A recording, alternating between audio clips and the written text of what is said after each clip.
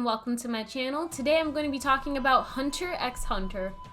So if you're watching this video, then you'll probably consider watching the anime. So basically I'm just going to give you a not in-depth explanation of the anime, but I'm going to give you enough to convince you to watch it. So the anime starts out with the main character whose name is Gon Freaks. Basically, like any shonen anime, this anime is going to follow Gon on a journey in which he will eventually, meet friends along the way, meet villains along the way. It's just like your average shonen. So basically, the anime starts off with Gon, who is on his way to the Hunter exam, which he hopes to get a license so that he can search for his father, whose name is Gene Freaks. So his father's supposed to be some great or just a very well-known hunter.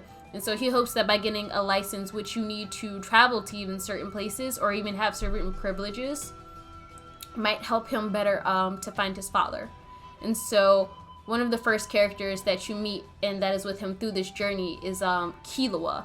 And he comes from a family of assassin, and he becomes obviously, Gon's basically best friend and kind of like another main character. What I really like about Hunter x Hunter is basically, although like the show is based on Gon looking for his father, we get to branch off and like we'll see a lot of the side characters and what they're going through, and we'll see a lot of villains that are actually not after the main character and actually after some of our side characters.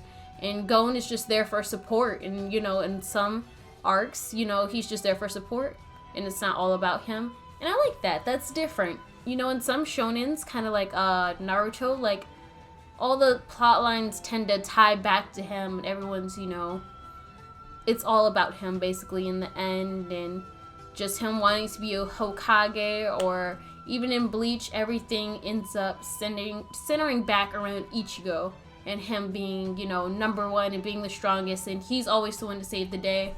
In this anime, Gon doesn't always save the day. It's not always all about him, and I think that it's different and it's kind of refreshing. And also what I love about it is just his happy-go-lucky attitude. He's a cute character, and even when you see him get like a little scrappy, or when he gets like, like really upset or things like that, you still find him pretty cute.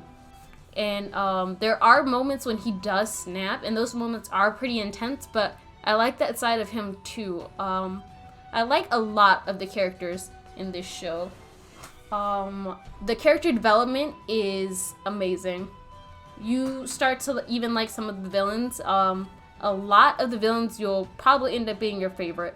Not gonna lie to you. A couple of my top favorite characters in this show are villains. A lot of the villains don't have awkward plot lines. You actually see them in depth, like give their reasonings for why they're doing certain things, and it kind of makes sense. You kind of start to think like, he's not just doing this just to be evil or just to, be the top or the strongest. He's got pretty good reasoning for doing what he's doing. And so you can kind of see why the villains are acting the way that they are. And it's not completely, like out of this world. It's not anything crazy by any means. A lot of the other characters that you see, like Kurapika, who is probably the blonde character that you've probably been seeing if you're looking into watching it, and Leorio, who is a doctor who's also going to be taking the Hunter exam with Gon. Those are just a couple of characters that you're going to see in the beginning, but there are a lot more, and a lot of them are just amazing. I love the characters in this show. Not only that, but a lot of the abilities and some of the things that you see them go through, it really helps you relate to them. And it really makes you just want to, sometimes just hop through the screen and hug them. I mean, you're going to see some of the characters go through some really deep and dark moments. This anime is 148 episodes. It is a lot.